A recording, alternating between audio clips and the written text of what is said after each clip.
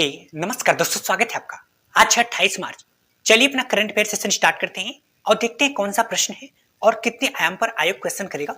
उन सभी को देखने का प्रयास करेंगे। यह क्वेश्चन काफी महत्वपूर्ण है और आज के सारे क्वेश्चन काफी इंपॉर्टेंट है। आज का पहला प्रश्न हमने विज्ञान एवं प्रौद्योगिकी से लिया हुआ है। क्या क्वेश्चन है? हाल ही में एक क्षुद्र ग्रह का नाम बदलकर किस भारतीय के नाम पे रखा गया? अब क्या क्या समझेंगे कि जो क्षुद्र ग्रह था उसका पहले नाम क्या था, अभी बदल के किस भारतीय के नाम पे रखा गया और ऐसा क्यों किया गया, और क्षुद्र ग्रह क्या होता है, तो इन सभी को समझेंगे और ये सभी प्रक्रिया किसके द्वारा किया जाता है इनको भी समझेंगे। तो हाल ही में एक जो क्षुद्र ग्रह था उसका नाम क्या था? 2005 EX-296। इसका मतलब कि 2005 में इस क्षुद्र ग्रह का खोज हुआ था। इसका पहले नाम ये था, क्योंकि जब खोज होता है उसी के नाम पे रख दिया जाता है, तो पहले नाम ये था। अभी इसका नाम बदल के एक भारतीय वैज्ञानिक के नाम पे रखा गया। तो उनका क्या नाम है? प्रोफेसर जयंत मूर्ति। ये बेंगलुरु के हैं। ये कौन है? ये हैं खगोल विज्ञान और अंतरिक्ष विज्ञान में एक महत्वपूर्ण योगदान दिया इन्होंने, इसलिए इनके नाम पे बदल के रखा गया। ये सारी प्रक्रिया किसके द्वारा किया गया?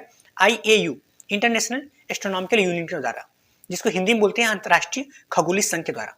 इसके पहले एक क्वेश्चन मैंने कराया था कि एक उल्का पिंड का नाम बदल के अश्विनी शेखर, जो कि भारतीय वैज्ञानिक थे, इनके नाम पे रखा गया। देखो क्षुद्र ग्रह क्या होता है, आपको पता है कि सौर मंडल में टोटल 8 ग्रह है, जिसके मुख्य सूर्य है। सूर्य एक तारा है, इसके सराउंडिंग में घूमने वाले 8 ग्रह हैं।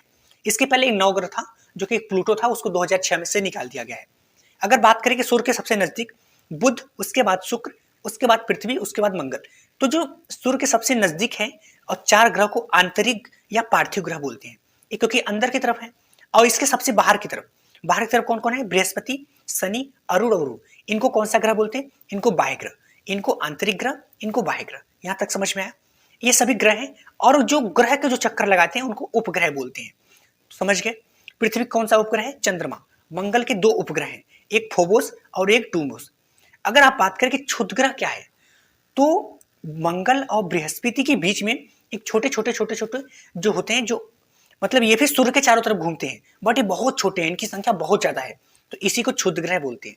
क्या बोलते हैं इसको? क्षुद्र ग्रह। तो इन्हीं में से एक का नाम बदल के भारतीय के नाम पे रखा गया। अगर बात करके ग्रहों में सबसे बड़ा ग्रह कौन है, वो है आपका बृहस्पति। सबसे छोटा ग्रह कौन है? वो आपका बुध। और सबसे गर्म ग्रह कौन है? वो आपका शुक्र। और अभी हाल ही में मैंने आपको एक क्वेश्चन कराया था कि 3 नए उपग्रह खोजे गए। 3 नए किसके उपग्रह खोजे गए? तो एक तो अरुण का खोजा गया था और 2 वरुण का। इनका नाम क्या है? एक नाम है यस 2023 U1 अरुण का, क्योंकि यूरेनस बोलते हैं इसको, और वरुण को बोलते हैं नेपच्यून। तो यस 2021 N1 और यस 2021 N5, ये 3 नए उपग्रह खोजे गए। किसके द्वारा खोजा गया? तो ये भी IAU के द्वारा, क्योंकि सारी प्रक्रिया यहाँ के द्वारा स्टैंडर्ड होती है। चलते हैं नेक्स्ट टॉपिक पे। नेक्स्ट टॉपिक हमने चुनाव आयोग से लिया हुआ है। हाल ही में चुनाव आयोग ने विकलांग व्यक्तियों के लिए कौन सा ऐप लॉन्च किया और ऐसा क्यों किया, इन सबको भी देखेंगे। क्या चुनाव आयोग के द्वारा अन्य कोई ऐप लॉन्च किया गया? सभी महत्वपूर्ण क्वेश्चन को देखेंगे। तो चुनाव आयोग के द्वारा कौन सा ऐप लॉन्च किया गया? उस ऐप का नाम है सक्षम ऐप। क्या नाम है? सक्षम। जैसा कि समझ में आ रहा है नाम से, समझ गए? तो किसके लिए लॉन्च किया गया? ये विकलांग और दिव्यांग व्यक्तियों के लिए। कि ऐसा क्यों? तो ऐसा इसलिए क्योंकि जो 40% से अधिक विकलांग व्यक्ति हैं और या जो 85 वर्ष से अधिक लोग हैं, ये दिव्यांग, इनको ये वोट डाल सके, क्योंकि जाहिर सी बात है ये इनके जाने आने में समस्या होगी या इनको व्हील चेयर चाहिए। तो इनके लिए 2 व्यवस्था किया गया इस ऐप में। एक ऐसा व्यवस्था किया गया कि अगर आप घर से वोट देना चाहते हो तो इस ऐप के माध्यम से वोट दे दो। अगर आप पोलिंग बूथ पे जाना चाहते हो तो आपके लिए परिवहन और व्हील चेयर की व्यवस्था कराई जाएगी। आप ऐप से लॉगिन करके आप वहां पे मतलब बता सकते हो, उसके बाद आपके पास परिवहन और व्हील चेयर की व्यवस्था कर दी जाएगी। ऐसा इसलिए किया गया जिससे कि विकलांगों को आसानी से वोट देने के लिए व्यवस्था बनाई जा सके। समझ गए? चुनाव आयोग के द्वारा इसके पहले भी बहुत सारे ऐप लॉन्च किया गया था, जैसे CVGIL ऐप, इनकोर ऐप से चुनाव में पारदर्शिता लाने के लिए, नो योर कैंडिडेट ऐप, जो आपके क्षेत्र में जो कैंडिडेट है उसके बारे में जानने के लिए know your candidate app launch किया गया था।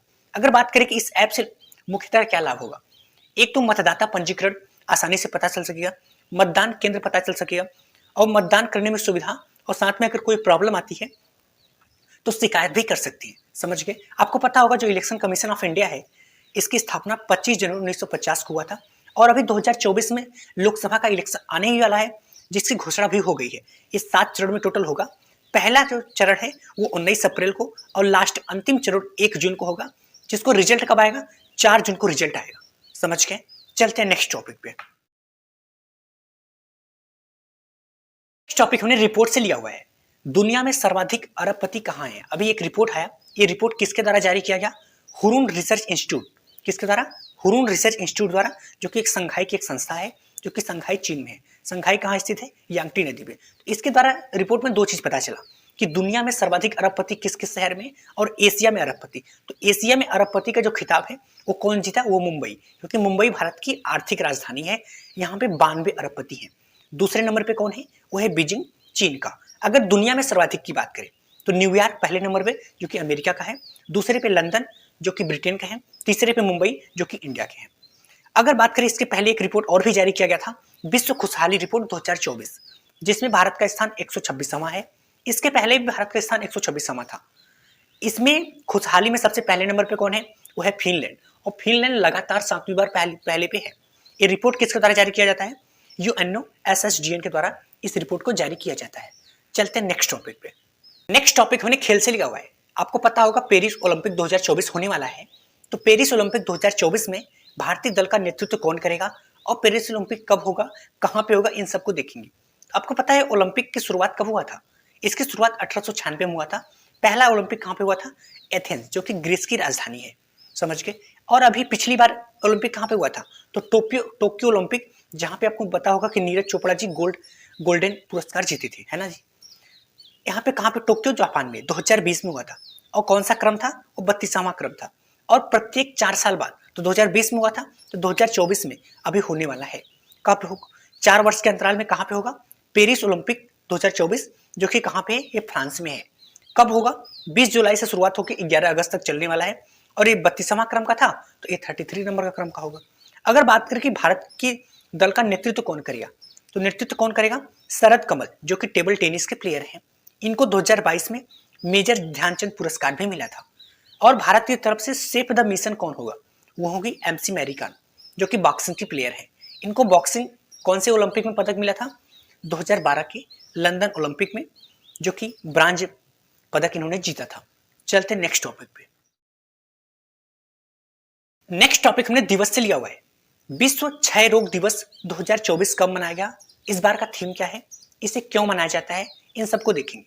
तो विश्व क्षय रोग, जिसको टीबी डे भी बोलते हैं, क्षय रोग कब मनाया जाता है? प्रत्येक वर्ष 24 मार्च को मनाया जाता है। अब 24 मार्च को ही क्यों मनाया जाता है, इसके बारे में भी बात करेंगे। इस बार का थीम क्या है? इस बार का थीम है S V can end TB. समझ गए? थीम क्या, क्यों अगर मनाया जाता है, बात करें कि 24 मार्च को ही क्यों मनाया जाता है। क्योंकि 24 मार्च 1882 में रॉबर्ट कोच का जन्म हुआ था, और रॉबर्ट कोच के द्वारा ही क्षय रोग का खोज किया गया था। इसीलिए इन्हीं के दिवस के दिन 24 मार्च को इस दिवस को मनाया जाता है। और इसकी शुरुआत अगर बात करें तो इसके 100 साल बाद 1992 में इसकी शुरुआत कर दिया गया। अगर बात करें कि टीबी क्या है, क्षय रोग क्या है, क्षय रोग एक संक्रामक रोग है। संक्रामक मतलब जो संक्रमण होता है एक जन के पास दूसरे जन के पास। दूसरा, एक किस बैक्टीरिया या किस जीवाणु के माध्यम से होता है? तो माइक्रोबैक्टीरियम ट्यूबरकुलोसिस नामक जीवाणु के माध्यम से होता है।